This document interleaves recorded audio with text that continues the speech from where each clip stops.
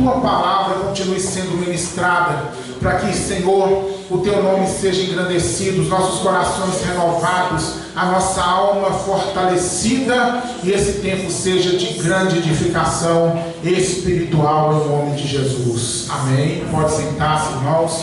Dá uma salva de palmas, glorifica o nome do Senhor.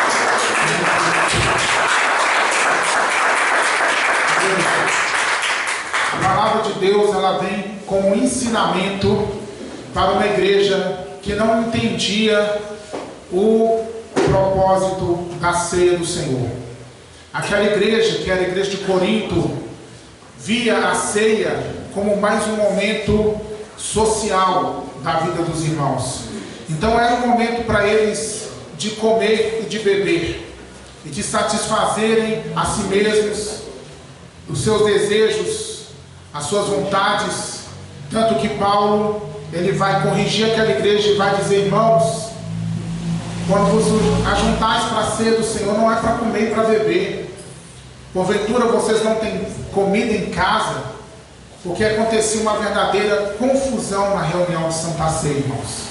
Chegava gente primeiro e comia muito, chegava outros depois, já não tinha mais nada para participar. Era uma confusão, porque a igreja via a ceia apenas como os elementos materiais.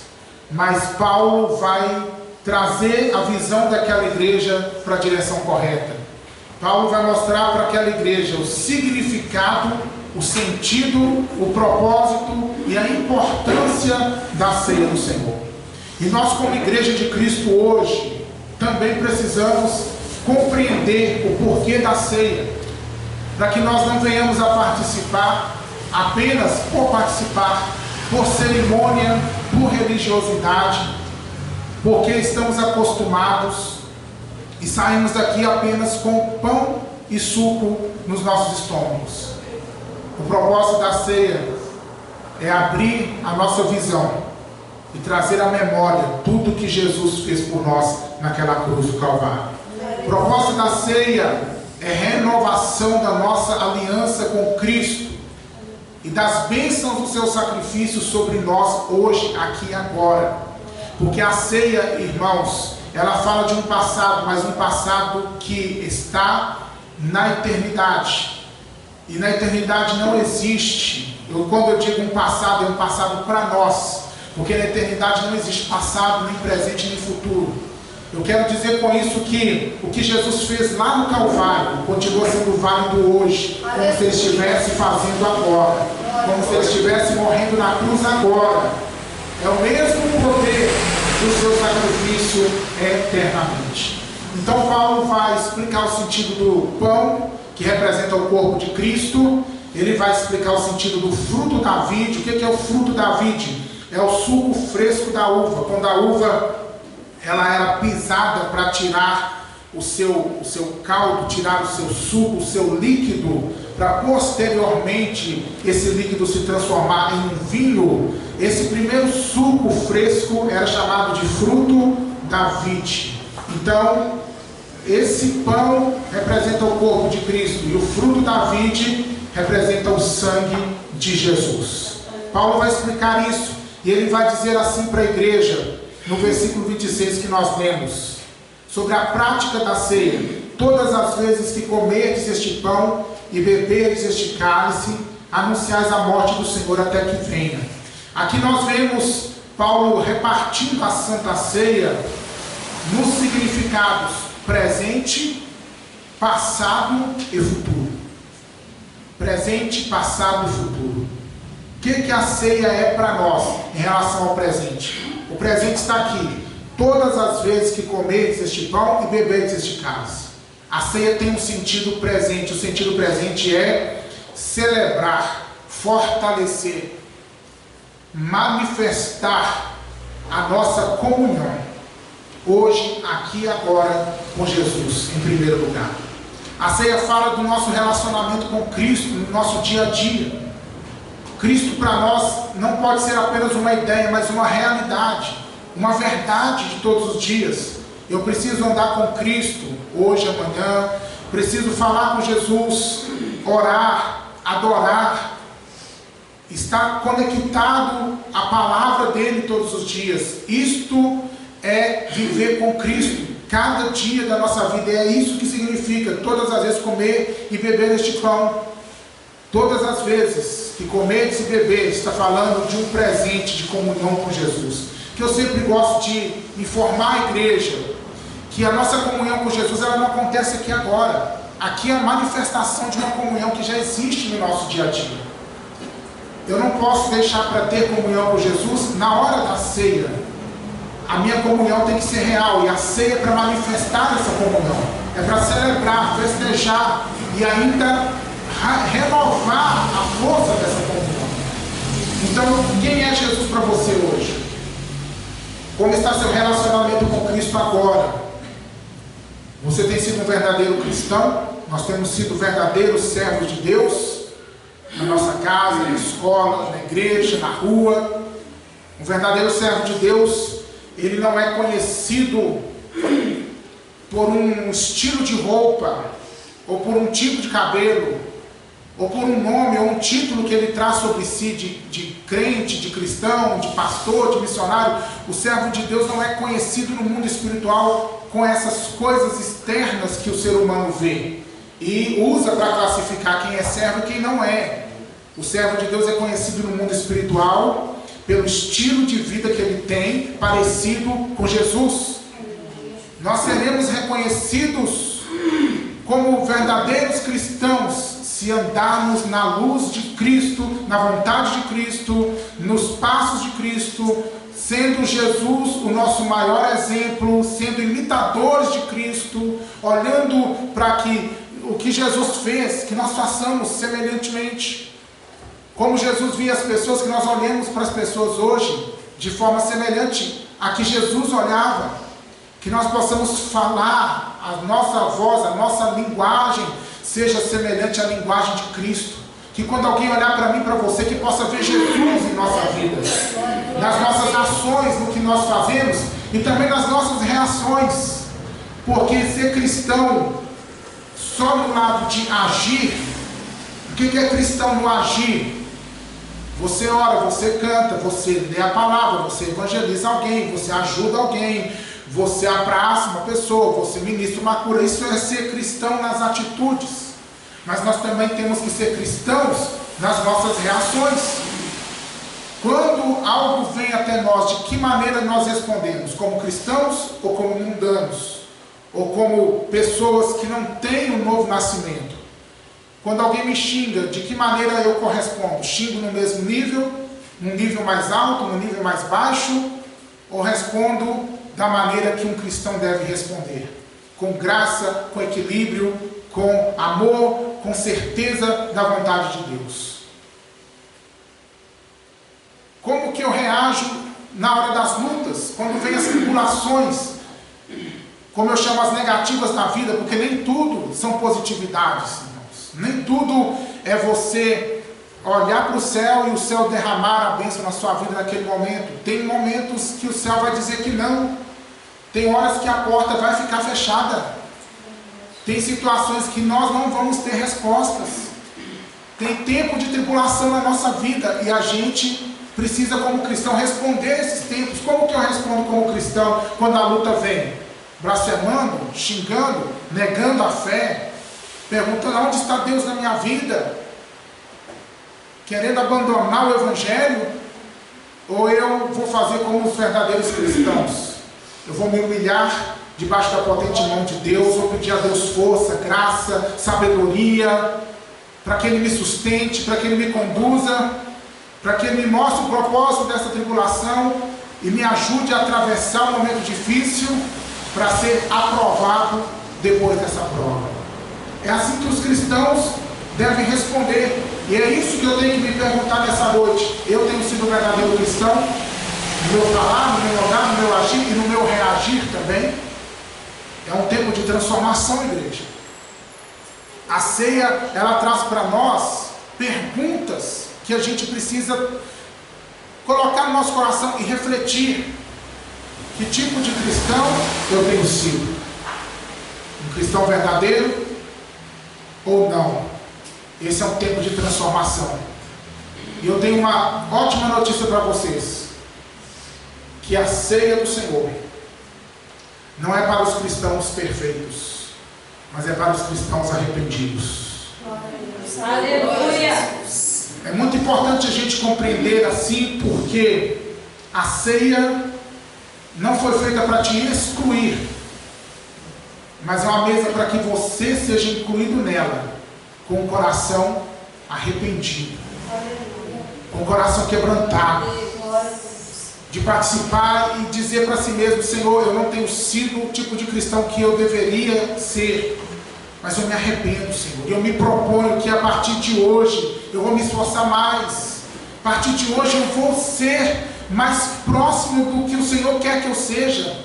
A partir de hoje, Espírito Santo, eu vou dar mais lugar para o Senhor transformar a minha vida, para o Senhor me fazer uma pessoa a tua imagem e semelhança em todas as coisas. Amém? Aleluia. Quem pode dizer assim comigo? Espírito Santo, a partir de hoje, trabalha mais em mim, me molda, me transforma, me corrige, me fortalece, para que eu seja cada vez mais parecido com Jesus. E quando alguém olhar para mim, ele possa ver em mim o rosto de Cristo. Quando alguém tocar nas minhas mãos, que sinta que são as mãos de Jesus, abençoadoras, curadoras, amigas, fortalecedoras. Que tudo em mim, Senhor, as minhas palavras, minhas ações e reações sejam parecidas com as do Senhor, Amém, glória a Deus. A ceia fala de comunhão. Estou falando do presente, o que a ceia representa para nós no presente, o comer e o beber, que Paulo está falando aqui todas as vezes. É a comunhão também com os irmãos, porque todos participamos do mesmo corpo. Quando pegamos aqui do mesmo pão, estamos dizendo, estamos conectados ao mesmo corpo, que é o corpo de Cristo. E esse corpo de Cristo, ele tem vários membros, mas o corpo é um. E a gente, como membro desse corpo, devemos entender que estamos no nosso lugar dentro do corpo, mas tem outros membros que fazem parte do mesmo corpo. E um corpo saudável funciona com harmonia entre os membros individualmente. Olha para o teu corpo físico e vê que seus órgãos, seus membros estão em funcionamento normal. O seu corpo está bem, você está saudável. Mas quando tem uma parte do teu corpo que não funciona direito, todo o teu corpo sente uma mudança, todo o teu corpo se sente doente, mesmo que o problema esteja numa pequena infecção lá na unha do seu dedo menor do seu pé. É assim o corpo de Cristo, são vários membros, mas nós estamos conectados a Jesus. Nós temos a mesma vida de Cristo que veio para mim, ela veio para você. O mesmo sangue de Jesus que foi derramado por mim, foi derramado por você. É o mesmo sangue que está sobre as nossas vidas. Nós vamos morar no mesmo céu. E a ceia, ela fala disso, de uma comunhão entre as pessoas que formam esse corpo, que a Bíblia chama de igreja. Nós somos igreja porque somos o corpo de Cristo. E a gente precisa viver em comunhão. E quais são os vínculos que nos unem? Primeiro vínculo, o amor. Que não é esse amor de falar eu te amo, mas é um amor superior a esse, é um amor do tipo de Deus. É um amor que a Bíblia chama de ágape. É um amor que transcende as capacidades humanas de amar.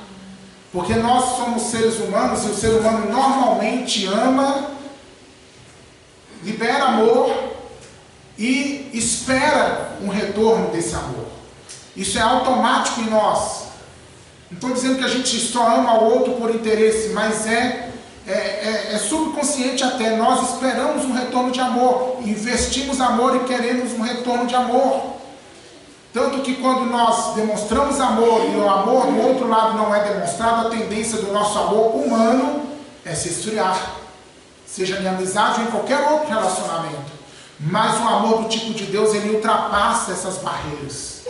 Porque através do amor de Deus que foi derramado em nossos corações, como diz Romanos capítulo 5, versículo 5, através desse amor de Deus a gente consegue amar até os nossos inimigos. A gente consegue amar as pessoas da forma semelhante que Deus as ama. Jesus ama a toda a humanidade. Deus amou o mundo de tal maneira. Jesus veio porque Ele também amou o mundo de tal maneira. Então no mundo tem gente boa, tem gente ruim. Tem gente que ama a Deus e tem gente que não ama a Deus. Mas o amor de Deus foi liberado na cruz para todo aquele que crê. Receba desse amor. Inclusive eu e você, que fomos alcançados por esse amor, não quando já estávamos nesse amor, estávamos longe dele. A Bíblia diz que muitos eram até inimigos da cruz de Cristo, mas o Senhor foi lá e nos resgatou. Paulo foi um desses, que era inimigo do Evangelho, perseguiu a igreja de Jesus, mas Jesus foi lá e resgatou ele, e trouxe ele para o reino, com cordas de amor. Aleluia! Quando Paulo sentiu o amor de Cristo, ali no caminho de Damasco, irmãos, Paulo simplesmente se prostrou, e reconheceu ali no Senhor, e Paulo foi transformado ali, porque na vida dele entrou um amor que era mais forte do que a sua rispidez, do que a sua religiosidade, do que a sua violência, do que os seus pecados.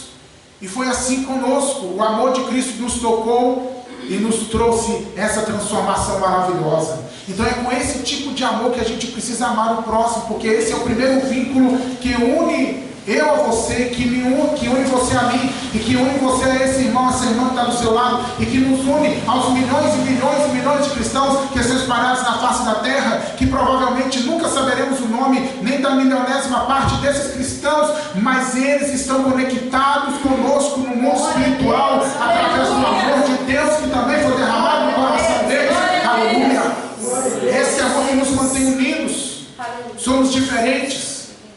Nascemos em famílias diferentes, crescemos em situações diferentes, vivemos vidas diferentes, pensamos diferente, temos uma perspectiva, uma visão de vida diferentes. Mas o que é que nos une? O amor de Cristo. E o segundo vínculo é o Espírito Santo. O Espírito de Deus que veio habitar em nós, é que nos dá conexão espiritual de um com o outro. Aleluia! Eu não sei se você já teve essa experiência, eu acredito que sim, de você estar num lugar e de repente você olha para uma pessoa lá longe, ou até mesmo perto, numa fila de caixa de supermercado, no trânsito, onde for. Você nunca viu aquela pessoa, mas você sente uma conexão, você sente que algo te ligou àquela pessoa, e quando você tem uma oportunidade de conversar, conversa vai, conversa vem. Se ela não te pergunta, você pergunta para ela: você é crente, não é? A pessoa diz: sim, eu sou, eu sirvo a Deus. O que é isso? Se a pessoa não estava ali com uma Bíblia, não estava ali com aquelas vestes tradicionais, que a gente logo identifica é crente, o que é que fez você sentir que aquela pessoa está no mesmo reino que você? O que é que ligou você, conectou você àquela pessoa? O Espírito Santo. Aleluia! Porque o Espírito Santo, ele tanto testifica conosco que nós somos filhos de Deus, quanto ele também testifica sobre outros que também são filhos de Deus. É essa conexão espiritual que faz da igreja um povo tão diferenciado, um povo tão cheio de situações, um povo tão diferente mesmo, essa palavra, mas um povo que é um povo unido num só corpo, que é o corpo de Cristo. Quem pode fazer isso é só o Espírito Santo. Então a ceia fala dessa comunhão com Jesus e comunhão com os irmãos. Quando você participar, celebra essa comunhão e não permita que coisa alguma venha quebrar essa unidade espiritual com Jesus e com os nossos irmãos. Mas a ceia também ela aponta para o passado, anunciar a morte do Senhor. Então quando aqui diz que anuncia a morte, está falando do memorial que Paulo vai dizer duas vezes aqui no versículo 24 e no versículo 25, que Jesus ordenou: fazer em memória de mim. O que é fazer em memória? É trazer à lembrança o que Jesus fez, mas lembrança com significado.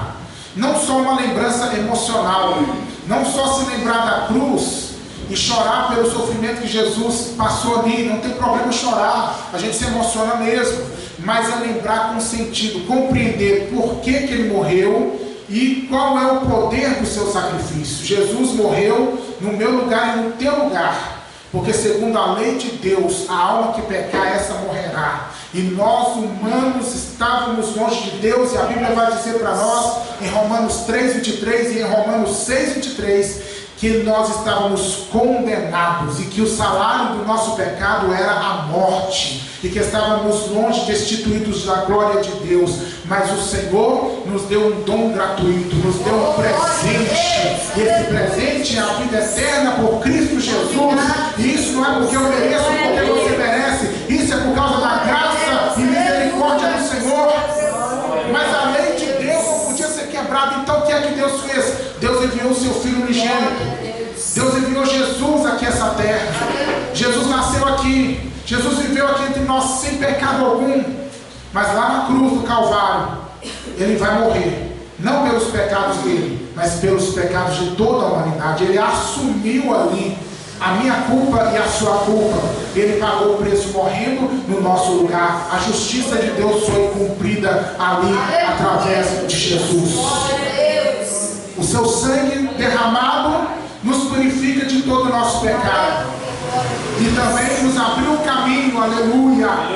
Quando ele morre na cruz, quando ele dá o brado, está consumado, o véu do templo se rasgou, indicando que o caminho da comunhão, o caminho da vivência com Deus, o caminho de estar diante do Senhor, sem impedimento algum, esse caminho estava sendo aberto em Jesus. Antes de Jesus, era um caminho muito difícil, era um caminho só para um homem chamado sumo sacerdote. Ele só entrava ali uma vez no ano, no chamado dia da expiação. Levítico 16, depois você leia lá. Era um dia difícil, era um dia de jejum, era um dia de angústia, de tristeza. E aquele homem entrava ali com muito temor no chamado Santo dos Santos, que é onde estava a arca, ali no tabernáculo e depois no templo. E aquele lugar, irmãos, era tão difícil que se entrasse ali em pecado, morreria ali dentro mesmo. Os sacerdotes tinham que entrar com campainhas na beirada dos seus vestidos sacerdotais, justamente para que quando eles andassem lá dentro, as pessoas lá fora conseguissem ouvir o barulho das campainhas, para que tivesse certeza, não morreu lá. E ele tinha que entrar lá com sangue, e só uma vez no ano ele entrava, e somente ele sentia a real presença do Senhor ali. Só ele podia ouvir a voz do Senhor falando sobre a arca no meio dos querubins. Mas quando Jesus dá o brado na cruz, aquela cortina grossa que separava aquele lugar chamado Santo dos Santos, aquela cortina se rasgou. Era Deus dizendo através de Cristo agora, não só o sumo sacerdote, mas todo aquele que crê, que aceitar o meu Filho, pode chegar até mim, pode falar comigo, eu vou me revelar a Ele, eu vou me mostrar a Ele, vai sentir a minha presença, vai ter a minha comunhão, aleluia. E ali se inaugura o tempo da graça, que é o tempo que estamos vivendo agora. Então, igreja do Senhor, quando você olhar para o passado e trazer à memória o que Jesus fez, guarde tudo isso que eu te falei, guarde o significado daquela morte: perdão, remissão, vida eterna, comunhão, presença de Deus para dentro de você e bênçãos inimagináveis, como eu preguei aqui há alguns dias, que agora nós sabemos que somos filhos de Deus, mas ainda nós não sabemos o que havemos de ser. Nós não sabemos ainda o que havemos de ser, mas uma coisa nós sabemos sobre o futuro, que assim como Ele é, nós seremos, porque assim como Ele é, nós o veremos.